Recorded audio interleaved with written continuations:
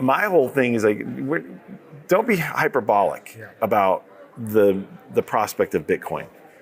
Just lead people to understand why it's different, why it's so important, and help them get to the point where they really want to dig in themselves and do some more research themselves and get comfortable with it. Given its increasing popularity and consistent 4-year cycles, Bitcoin's long-term prospects are still bright. Bitcoin's value is stable despite market volatility, positioning it for further growth and use. Its potential as a value store and inflation hedge is becoming increasingly apparent, and it is currently trading at $90,000. Experts like James Lavish, who discussed Bitcoin's possibilities with Kitco News, share this hopeful outlook. Following a 30-year conflict, Aarons are concerned about embracing Bitcoin. Despite being an institutional investor, he claimed that Bitcoin is difficult to understand and took him years to do so. Lavish predicted turbulence but ultimately believed in the cryptocurrency's long-term worth, pointing to its 4-year cycles and increasing adoption.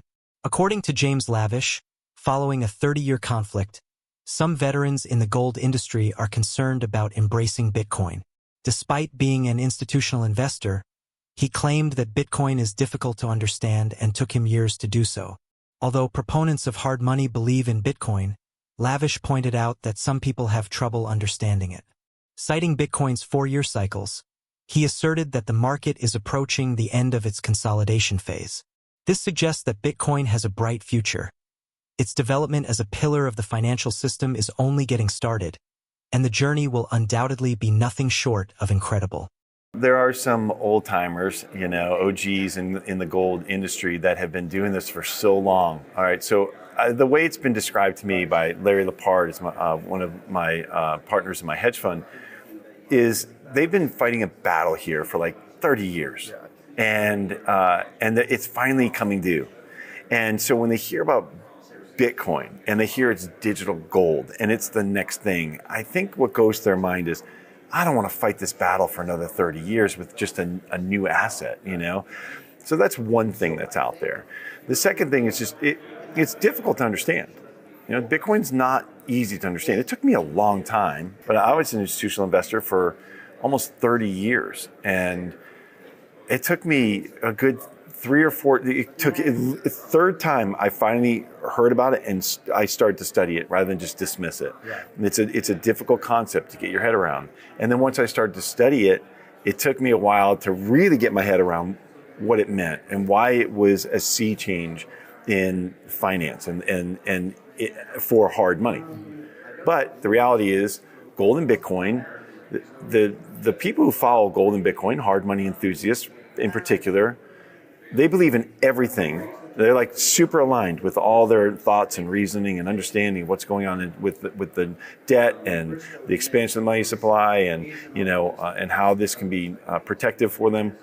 I think it was well received. I haven't talked to too many people about it yet, but there were a lot of people taking photos of my slides, and I could see people super engaged. And then there were some audible size and my whole thing is like, don't be hyperbolic about the prospect of Bitcoin. Just lead people to understand why it's different, why it's so important, and help them get to the point where they really want to dig in themselves and do some more research themselves and get comfortable with it. It takes a minute. And so, but I believe that there's a lot of people in here who are super open to it. We operate in 4-year cycles, as we've seen. It's a small data set. There's only a few cycles that we can look back to, but that's what has happened in the history of Bitcoin. It's only been around for 15 years. But we are getting at the end of this consolidation phase of this cycle. And so people expected for that to, that consolidation to kind of finally close down and then for us to get some price momentum through and start reaching all-time highs again.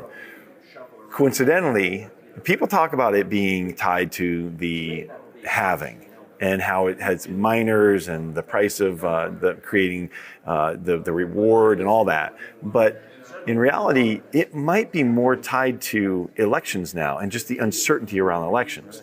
So getting through that election was a huge inflection point. It took out a lot of uncertainty from the market. Now we have Senator Lummis from Wyoming, who's pushing the Bitcoin Act. This is a big deal. Huge. Strategic reserve in the U.S. would be massive. Yeah. Exactly. But selling gold to get there. Maybe selling some of it, not all of it, but acquiring enough Bitcoin that would match what the gold reserves are now. That's the idea, I believe. And so, but buying 1 million Bitcoin, so just think through that for a minute. I mean, if you're going to buy 1 million Bitcoin, 200,000 a year for the U.S. Treasury, what is every single country around the world going to do? They're going to think, well, that's 5% of the float right there. That's 5%.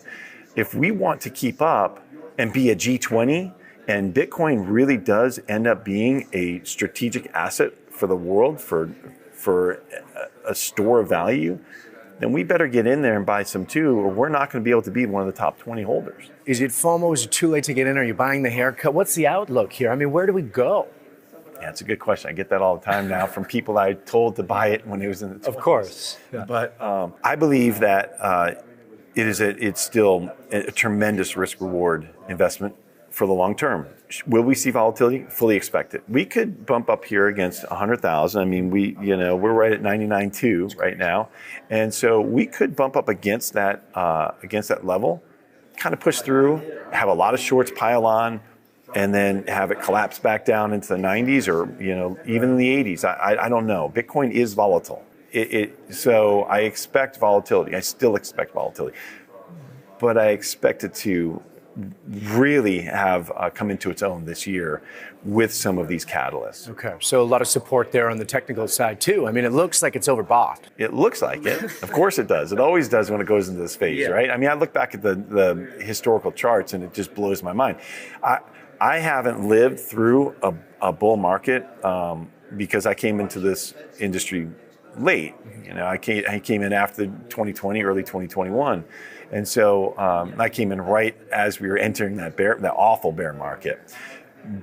But when you look at those charts, it's just mind-blowing. You're like surely that can't happen again. There's a lot of activity right around this 90 to 100,000 level, and it's natural. 100,000 level it's a mental level for investors. And so to get through that's a big deal. So, but we could push through it, and I almost expect us to push through it and then immediately pull back down underneath and then struggle to get through it because there'd be a lot of shorts sitting there just trying to take advantage of that mental wall. So I do expect it to pull back a little bit, but long term, meaning end of year, early next year, I expect it to push through 100 and be on its way, barring any black swan event or economic event or the Fed coming out and saying we're going to raise rates. I mean, that would be a market shock. So, but status quo, I do expect it to just continue on forward because we have a number of catalysts that we haven't even discussed yet that are right here on the horizon or happening. How much of that is the war risk? I think that, that's hard to gauge, right? Because war risk will help gold, right. Obviously. It really depends on what happens with the dollar and rates. Because risk assets typically don't do well. The question is, how close are we to cresting over that? We have to emerge. Bitcoin has to emerge out of risk and into risk off. From risk on to risk off, as people understand that, this is a place to store my value for a long time. Just forget about the volatility. This is a place to tuck it away and trust that it's going to be okay. Much like gold.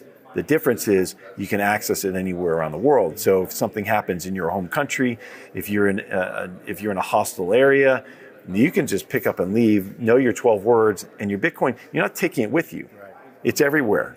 It's wherever you go. As long as you can access the internet, you can get to it. Bitcoin is just getting started. It's right about $1.7, $1.8 trillion asset right now in this chart, and I'll give it to you. We'll pull it up here. But this is my chart. It's a little bit different than the one that you've seen going around. I adjusted some of those for my current projections of where the assets are. But there are $900 trillion of global assets, investable assets. Bitcoin is currently 1.7 trillion of those, which is 0.02% of total assets. It's 1/10 the size of gold. So it has a long way to go here. But at $90,000, it's still only 0.2% of the entire investment universe. Now remember, it's 1/10 the size of gold, but gold's been around for thousands of years. Bitcoin's been around for 15. This is tremendous momentum.